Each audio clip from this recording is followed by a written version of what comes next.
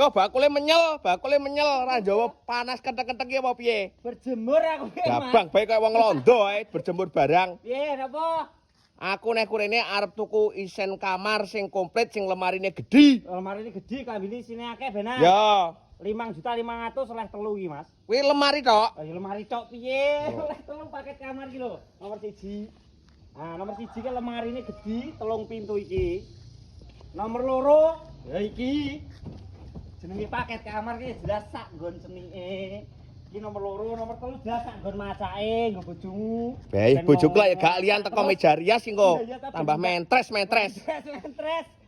Ah, telung barang iki kayune kayu jati. Spring bed-e bahane pulper regane 5.500.000 ae, Mas. Nah, iki wis gratis ongkir Jawa Timur, Jawa Tengah, Madura, Jogja. Bayare ya wis COD. Lah kok penak men kaya ngono. Penak to, piye neh?